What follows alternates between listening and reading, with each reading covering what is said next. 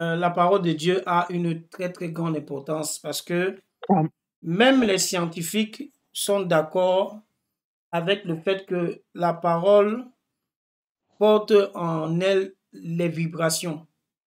Et les Amen. scientifiques ont étudié les vibrations, ils se sont rendus compte que les vibrations ont une influence prédominante sur l'être humain. Ils ont même fait des expériences. J'avais vu une vidéo où euh, il y avait deux pots de fleurs.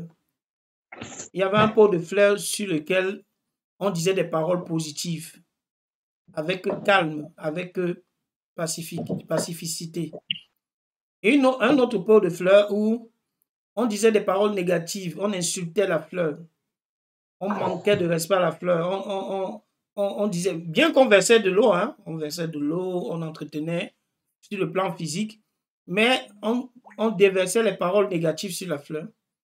Et ils ont remarqué qu'après une semaine, les fleurs, le pot de fleurs sur lequel on versait les paroles négatives a commencé ces fleurs ont commencé à faner.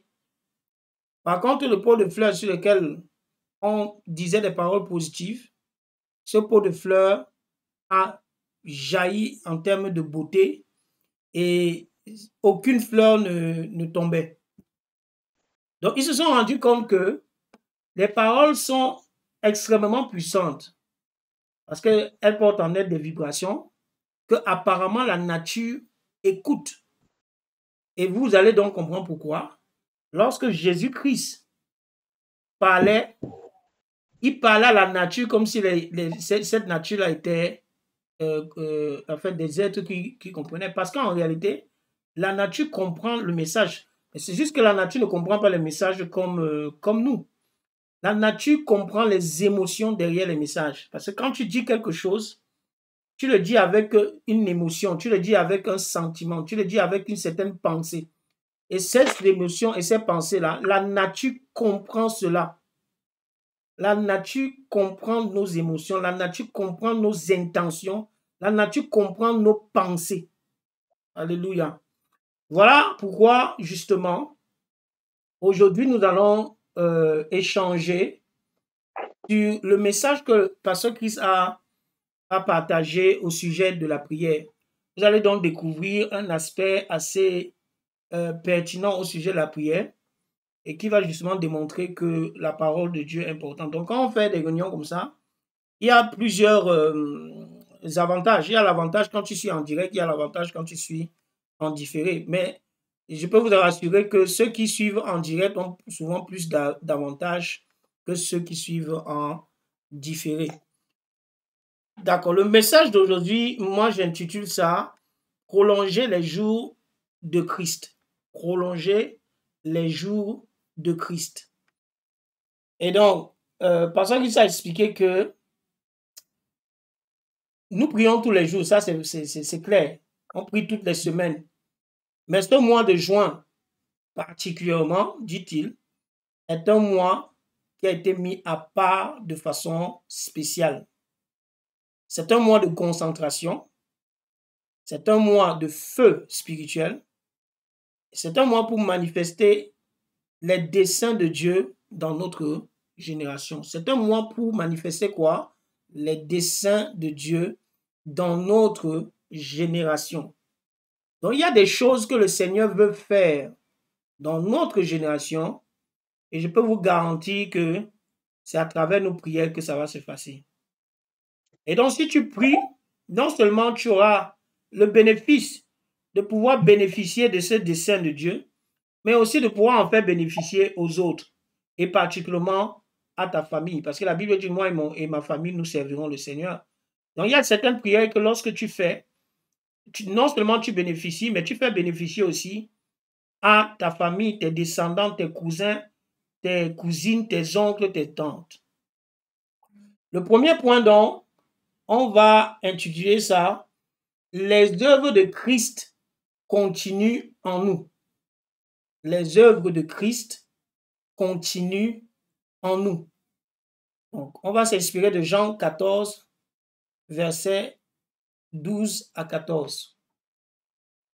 Jean 14, versets 12 à 14. S'il y a quelqu'un qui peut lire pour nous, ce serait le bienvenu.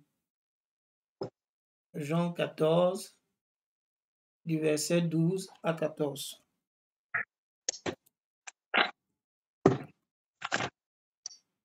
Jean 14, je peux lire? Oui, Jean 14, maman, du verset 12 au verset 14. Jean 14, verset 12 au 14. Nous lisons au nom de Jésus. En vérité, je vous l'ai dit, celui qui croit en moi fera aussi les œuvres que je fais. Il en fera de plus grandes, parce que je m'en vais au Père. Et tout ce que vous demanderez en mon nom, je le ferai, afin que le Père soit glorifié dans le Fils. Si vous demandez quelque chose en mon nom, je le ferai. Alléluia. Amen. Donc, dans cette partie de 12 à 14, vous voyez qu'il dit au verset 13, « Tout ce que vous demanderez en mon nom, je le ferai. » Ça veut dire que c'est Jésus qui a le pouvoir de manifester les paroles que tu sors de la bouche dans le cadre de la prière. Jésus-Christ, vous devez comprendre qui est Jésus-Christ. Jésus-Christ est le côté de Dieu ou est la partie de Dieu, parce que tout c'est Dieu. Mais il faut comprendre que Jésus-Christ, c'est Dieu, mais c'est Dieu d'une certaine manière. Et donc, la manière que Jésus-Christ est, c'est que c'est le côté de Dieu qui matérialise ce que Dieu est dans le règne de l'esprit. C'est pour ça que vous allez comprendre pourquoi la Bible dit « Rien de ce qui n'a été créé, c'est-à-dire manifesté dans le réel, n'a été créé sans la parole, sans le Fils. » Parce que justement, le Fils, la parole, est ce qui permet de matérialiser les pensées de Dieu dans le monde et le règne physique. Parce qu'il faut qu'on comprenne le Dieu qu'on sait et comment est-ce qu'il opère. Donc, si on vous demande que symbolise Jésus-Christ, vous devez dire que Jésus-Christ symbolise la matérialisation du royaume. Jésus-Christ symbolise la matérialisation de la parole de Dieu. C'est pour ça qu'on l'appelle le Dieu fait chair, c'est-à-dire le Dieu incorporé dans la réalité physique. Donc, c'est pour ça qu'il dit dans le verset 13, « Tout ce que vous demanderez en mon nom, je le ferai. » Bon, maintenant, il dit au début, « Vous ferez les œuvres que je fais » dans le verset 12. Vous voyez donc que juste après verset 13, il dit tout ce que vous demanderez. Verset 12, vous ferez des plus grandes œuvres. Verset 13, tout ce que vous demanderez. Vous voyez donc que les œuvres dont il parle sont en droite relation avec ce que tu demandes. Oh, qui a compris? Amen. Vous voyez comment c'est codé? La Bible est très codée. Hein? La Bible est, je dis souvent aux gens que la Bible est très mathématique. Il faut comprendre les formules de la Bible. Dans le verset 13, il parle de demander. Dans le verset 12, il parle de faire des œuvres.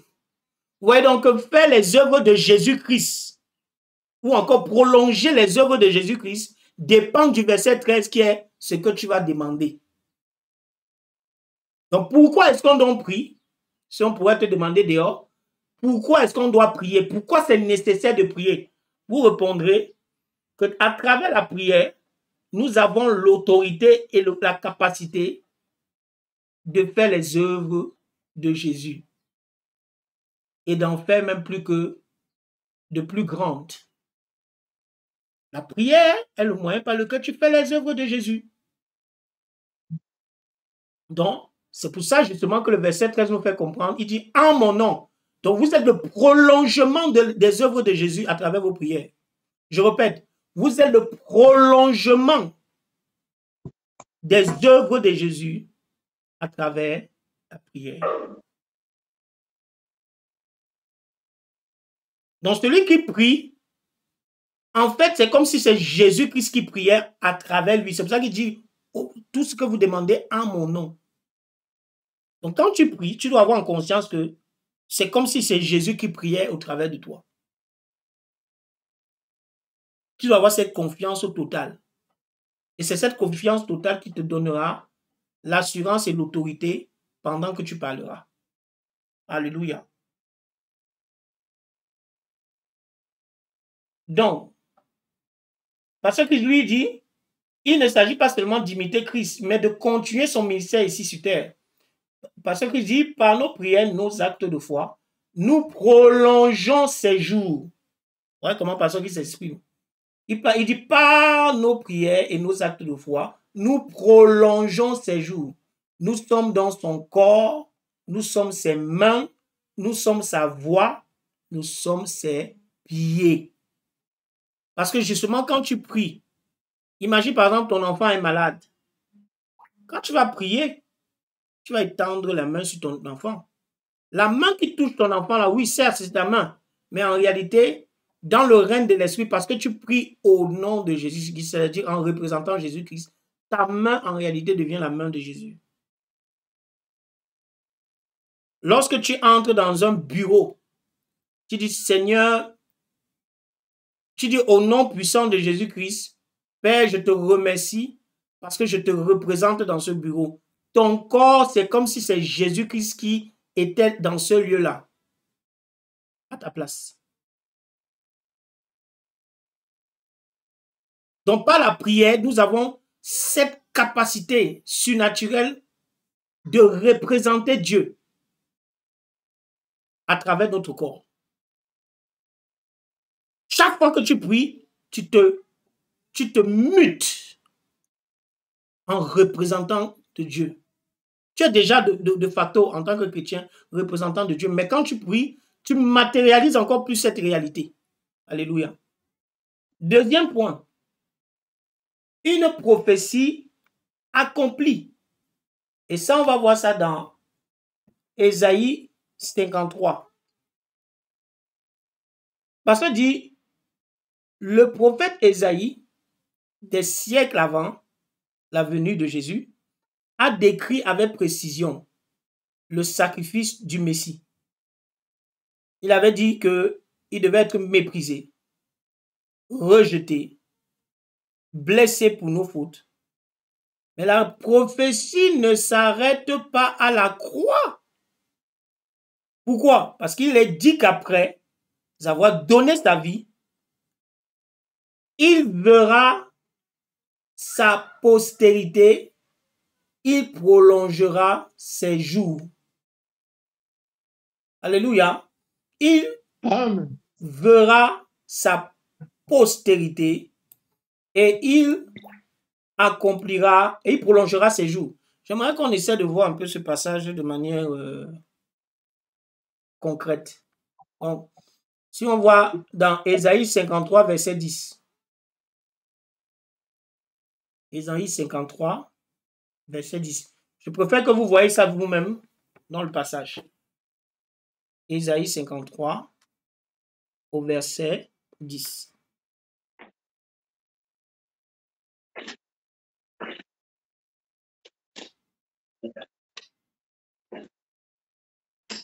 Ésaïe 53, verset 10. Je peux? Oui, maman. Bien volontiers, merci beaucoup. Ésaïe 53, verset 10. Il a plu à l'Éternel de les briser par la souffrance. Après avoir livré sa vie en sacrifice pour les péchés, il verra une postérité et prolongera ses jours. Et l'œuvre de l'Éternel prospérera entre ses mains. Voilà, vous voyez vous-même. Donc, quand j'ai dit que nous sommes le prolongement de Jésus-Christ, c'est une réalité qui a déjà été prédite depuis Ésaïe. Donc, lorsque vous voyez le code langagier de la Bible, quand il dit « il verra une postérité », c'est-à-dire Jésus-Christ, et prolongera ses jours. Et cette postérité-là, non seulement c'est Jésus-Christ, c'est aussi ce qu'on appelle l'Église. L'Église est la postérité de Jésus. Amen. Regardez comment il dit, il a plu à l'Éternel de le briser par la souffrance, après avoir livré sa vie. Après on dit, il verra, il mis pour qui? Cette personne qui sera brisée. il verra une postérité. Là, on parle de nous. Et prolongera ses jours à travers quoi? À travers la prière. À travers la prière. Donc, la prière te permet de prolonger les jours de Jésus-Christ. Et ça permet de faire prospérer l'œuvre de l'Éternel. Parce qu'il dit, et l'œuvre de l'Éternel prospérera entre ses mains. Les mains de qui? De la postérité.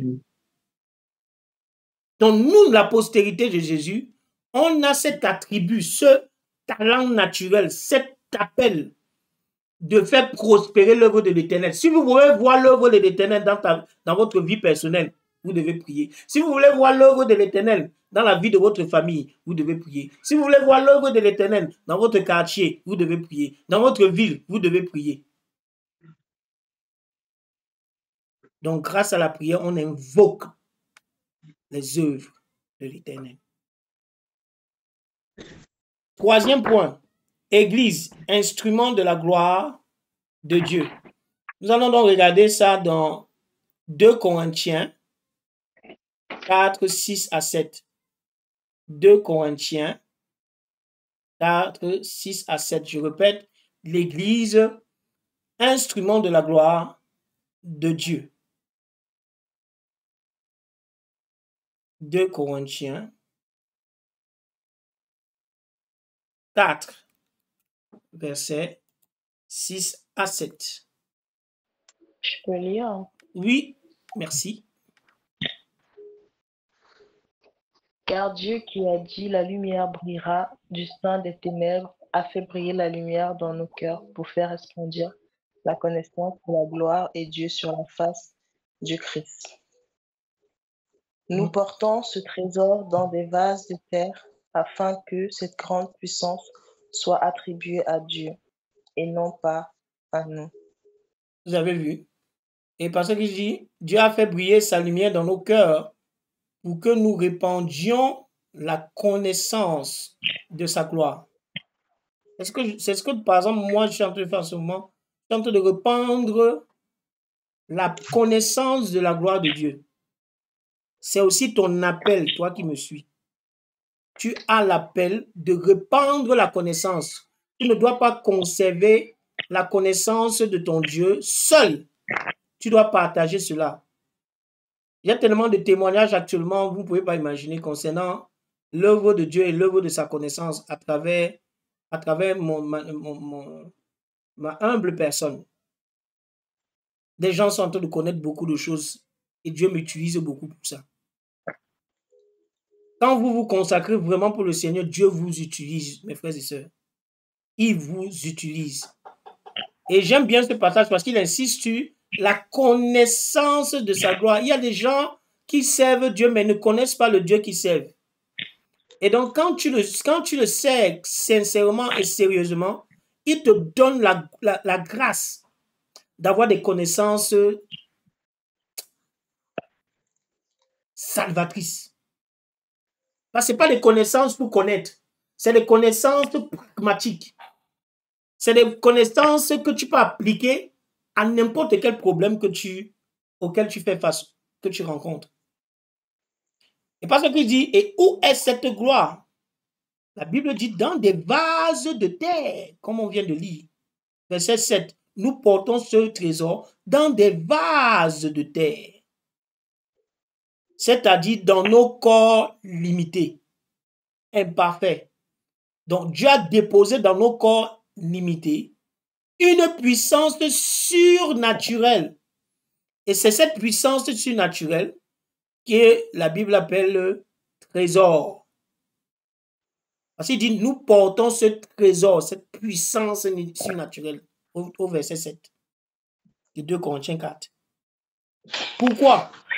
Pour que le monde voie et regarde que cette puissance vient d'où? Vient de Dieu. Jesus. Et non de nous-mêmes. Il faut qu'à travers vous, des choses extraordinaires se passent. Tout à l'heure, la maman venait de m'appeler pour un truc. Elle me dit non, il faut que tu parles parce que quand tu vas parler, ça va marcher. Pourquoi elle atteint ce niveau? C'est parce que justement, Dieu m'a tellement utilisé pour des situations impossibles que, au point où elle sait que non, dans la famille, là, s'il faut appeler un gars et que le miracle se passe maintenant, on l'appelle Eric. On appelle Eric. Elle sait que ça va marcher. C'est le niveau là que toi, tu dois aussi atteindre, alléluia, toi qui m'écoutes dans ce message. Tu dois atteindre un niveau où les gens ont confiance en toi. Lorsqu'ils te consultent, ils savent que la réponse est déjà faite. Alléluia. Amen. Oui, oui, oui. Et Dieu te donne cette capacité. Pendant que tu es en train de m'écouter, Dieu te donne cette capacité à être une personne de référence lorsqu'on a besoin de miracles. Pour que le monde voie que cette puissance vienne de Dieu. Donc, parce qu'il dit, notre vie devient à ce moment-là une manifestation quotidienne de sa gloire. Quatrième point, la prière, moyen de manifester la volonté de Dieu. Ici, il n'y a pas un verset particulier.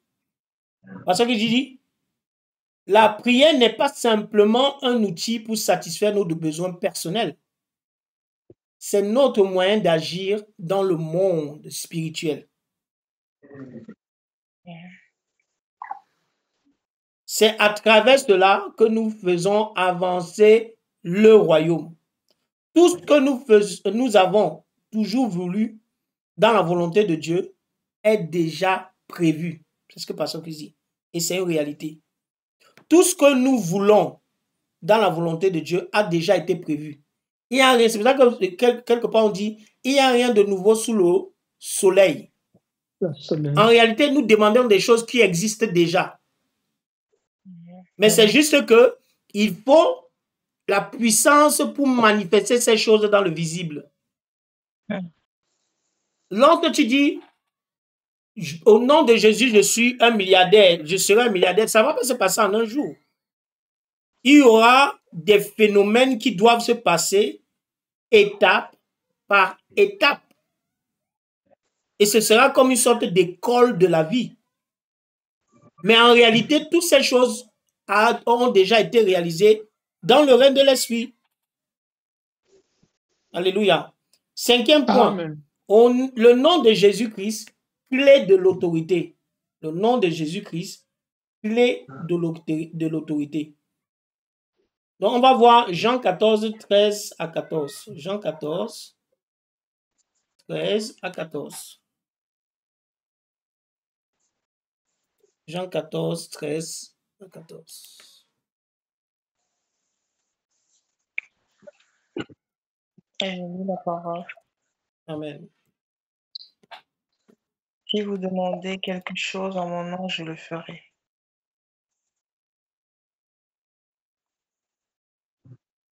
13 à Jean 14. 13 à 14, ok. Et tout ce que vous demanderez en mon nom, je le ferai, afin que le Père soit glorifié dans le Fils. Si vous demandez quelque chose en mon nom, je le ferai. Alléluia. Amen. Donc, vous comprenez donc que c'est ce qu'on appelle, parce qu'ils appellent ça une procuration divine. C'est quoi une procuration? C'est par exemple, ceux qui sont habitués à ce mot-là, on utilise ce mot-là lorsque, par exemple, tu n'es pas présent, mais tu aimerais que quelqu'un d'autre fasse cela à ta place. Prends un exemple. Si, par exemple, tu aimerais que quelqu'un récupère ta carte d'identité au Cameroun, pendant que toi, tu es à l'étranger, tu dois rédiger quoi? Une procuration. Donc, la procuration, c'est le fait de confier quelque chose à quelqu'un pour que la personne nous représente. Pour que quand la personne puisse faire la démarche, c'est comme si c'est nous-mêmes qui faisions cette démarche. Donc, à travers ce verset, on comprend que Jésus-Christ a effectué une procréation divine à travers son Fils. Donc, parce qu'il dit, quand Pierre a rencontré l'infirme à la porte du temple dans Acte 3, il ne pria pas pour lui.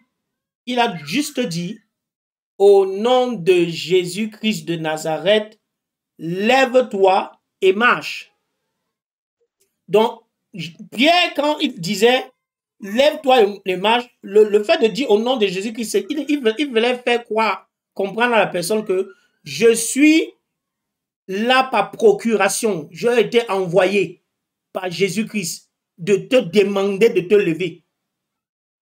C'est ça. Donc, quand vous donnez un ordre à un malade de guérir, il faut vous oublier dedans. Ce n'est pas vous qui parlez. Au moment où vous parlez là, mettez dans votre tête que ce n'est pas moi qui parle, c'est Christ qui parle à travers moi. Je vous donne le secret du miracle. Amen. Le miracle, c'est comment ça se passe dans ta tête. Si tu penses à toi, tu as tout perdu. Mais si tu te dis, non, moi qui parle là, au moment où, par exemple, quand je suis en train de vous parler, dans ma tête, je sais que c'est Dieu qui parle au travers de moi. C'est toujours comme ça que j'opère dans ma tête. Lorsque je fais les choses du Seigneur, je sais que au moment où je l'ai fait, c'est pas moi qui fais. C'est pas moi qui fais. Automatiquement, lorsque vous avez cette façon de penser là, le Saint-Esprit prend le pas. Tout ce que vous dites devient de la puissance de façon automatique. Amen. Alléluia. Donc, la prière du croyant, c'est l'exercice de l'autorité de Christ sur la terre. Un chrétien, c'est un porteur d'autorité de Dieu. Amen, amen. Et Christian is a Christ authority carrier. C'est un transporteur de la puissance. Donc, si vous fouillez dans ma tête, je peux parler peut-être avec une voix d'enfant, une voix simple, une voix humble. Mais dans mon âme intérieure, dans mon esprit intérieur, je sais que ce que je dis là, j'ai la puissance. C'est pour ça que rien ne nous résiste. Quand nous, les chrétiens, on connaît qui on est, rien ne nous résiste. La seule chose que tu dois ajouter à cela, c'est quoi? Enlève l'égoïsme. Lorsque tu veux servir Dieu, enlève l'égoïsme. Tu n'es pas là pour toi, tu es là pour le Seigneur. Ta vie est dévouée pour lui. Donc laisse tes intérêts personnels, tes gains personnels, parce que ça va te rendre bandit. Tu vas te bandit pour rien. Quand on sert Dieu, on ne doit pas servir Dieu avec l'esprit de banditisme. On doit servir Dieu avec l'esprit de dévouement, c'est-à-dire de sacrifice. On doit s'oublier soi-même. Alléluia. Ce n'est que comme ça qu'on progresse en Christ. Donc, comme conclusion, nous allons dire que notre vie est une vie surnaturelle. Un chrétien ne doit pas se voir naturel. Un chrétien ne doit pas se voir naturel. Il est plus qu'un sorcier. Il dépasse les sorciers. Un chrétien, tu dois être le genre de personne que quand un sorcier ou bien quelqu'un qui est dans une loge, une secte te voit, il est mal à l'aise. J'ai suivi un témoignage de Pasteur Chris quand il disait que il y avait quelqu'un, je ne sais pas si c'est Pasteur Chris ou quelqu'un d'autre, mais il dit que non, je crois que c'est Pasteur Chris. On avait kidnappé quelqu'un. On l'a kidnappé, on était sur le point de le tuer. On l'a mené dans un endroit où il y avait un fétichiste et le fétichiste devait sacrifier la personne qu'on avait kidnappée là. Quand la personne arrive là-bas, la personne commence à parler en langue et à prier. La Bible dit que pas le jeudi, mais la Bible, on dit que pendant qu'il était en train de prier, il priait comme ça, il priait doucement, hein, personne n'entendait. On dit que le féticheur a appelé un des gars qui gardait le kidnappé là.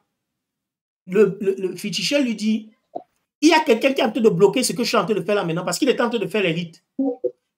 Pourtant, il n'a vu personne prier. Hein. Il dit, je suis en train de faire les rites, il y a quelqu'un qui me bloque là. On me demande c'est qui? Il dit que je vois qu'il y a une lumière de ce côté là-bas, il y a quelqu'un qui a une lumière. Il dit le type là, il pointe le doigt vers la personne qui priait. Il dit le type là, il est en train de bloquer mes prières. Il dit non, enlevez-le de là. Les gars demandent, on fait quoi de lui? Il dit, je ne le veux plus de lui, je ne peux pas l'utiliser pour le sacrifice. C'est comme ça qu'on a libéré la personne est partie. Vous voyez le pouvoir de la prière? Le seul secret que vous devez avoir, c'est méditez en vous que vous n'êtes pas naturel. Ne vous voyez pas simple. Vous n'êtes pas simple. Vous n'êtes pas un morceau facile. Vous êtes des gens extrêmement compliqués. Donc, personne n'a le pouvoir de vous tuer. Personne n'a le pouvoir de vous détruire. Amen. Personne n'a le pouvoir même de vous freiner. Dans le monde du chrétien, il n'y a pas d'échec. Tout ce qui lui arrive, la Bible dit que tout ce qui nous arrive contribue à notre bien. Alléluia. Donc, si quelqu'un te voit tomber, il ne sait pas qu'en fait, tu n'es pas en train d'être tombé. Tu es en train de prendre ta position dans le règne de l'esprit pour aller encore plus loin. Amen. Alléluia. Wow. Parce que chez les chrétiens, on marque dans toutes les positions. On réussit de toutes les manières. Je vous dis de toutes les manières, je peux le dire de manière effrontée. On réussit de toutes les manières. C'est-à-dire qu'avec nous, on ne peut pas, tu ne peux pas sous-estimer un chrétien. Tout ce qui lui arrive, c'est la gloire de Dieu. Voilà pourquoi Paul a dit, nous savons que tout concourt au bien de celui qui aime Dieu. Et qui est appelé selon quoi? Son dessein. Donc nous allons faire cette déclaration finale ensemble. Ma vie est pour la gloire de Dieu. Et pour la gloire de Dieu. Je vis une vie surnaturelle. Je vis une vie surnaturelle. Le Christ agit en moi aujourd'hui. Le Christ agit en moi. Je prolonge les jours. Je prolonge les jours de Christ sur la terre. de Christ sur la terre. Par la prière, Par la prière, j'accomplis la volonté de Dieu. d'accomplir la volonté de Dieu. Gloire à Dieu. Gloire à Dieu. Commence à prier en tes propres mots et si possible en langue si tu peux. Nous prions.